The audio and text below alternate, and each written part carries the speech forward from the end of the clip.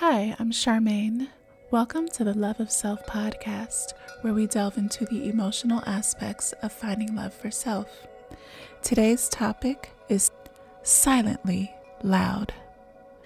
There's an interesting thing about strength and how it's perceived.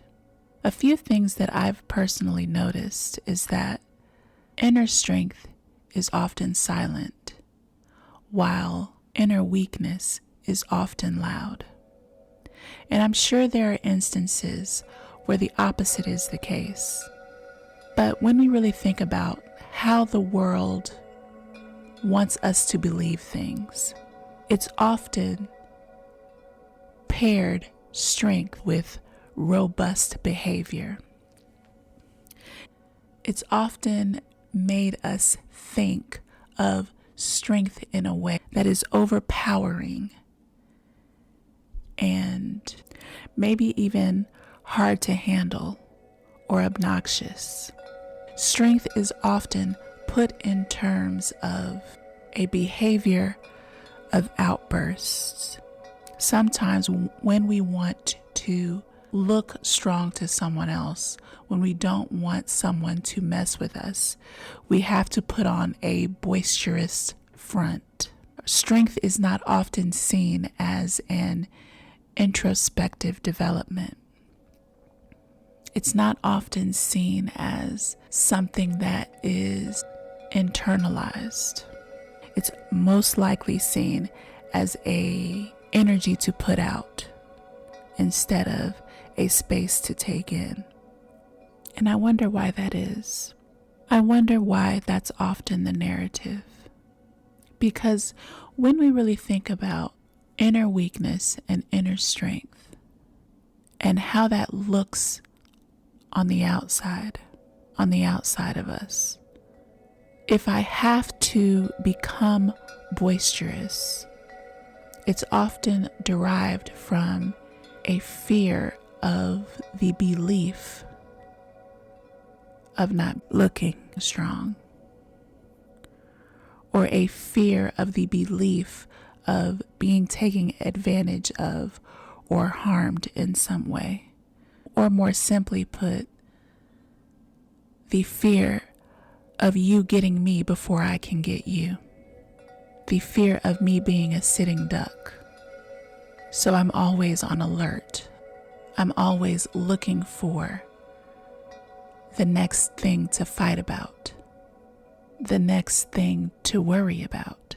My unawareness has then created the fear within me that triggers my strong ego, that triggers the emotion of needing people to see me in a way so that they don't think that they can harm me. The derivative of that is the fear contributed by our own inner weaknesses. While, in my opinion, inner strength doesn't need those things. It doesn't need people to see it in a particular way, in any way at all. Inner strength knows who they are and don't necessarily need you to see it or anyone else to see it. Inner strength is very conscious. Inner strength develops the knowledge within based on observation. Inner strength isn't concerned with how they look, with how people perceive them. Inner strength knows what is and knows what is necessary, while inner weakness may not always know these things. Inner weakness is often triggered. It's hard for inner weakness to see the truth. It only sees what sparks an emotion. Inner weakness is stuck in the past, while inner strength has created a new development from the past. Inner strength has developed a balance within itself to know what's necessary and what's not, to know the truth from the lies, to know the strong from the weak. It knows up from down and right from wrong, and senses within its core when and how to move without saying one word. It maneuvers within peace within itself, while inner weakness has no peace at all. It doesn't understand that peace is within and not outside of itself. Inner strength recognizes that it doesn't need to fight to get peace one day, because it's always going to be fighting. It realizes that the fight is not necessary for inner peace. The inner knowledge is. The inner condition is. It knows how to balance the tug of war within itself, as opposed to pulling a never-ending rope. The silence within ourselves tells us something, and so does the loudness. And again, the opposing factors may be necessary. Everything has its balances, but there is a factor of knowing when and how it's best to live. When we worry about how others see us and how we see ourselves, and which way we want to conduct our lives. I'd like to thank you for taking these few moments to listen to what I have to say. I greatly, greatly appreciate you. So, I'd like to ask you, do you know how much inner strength you have?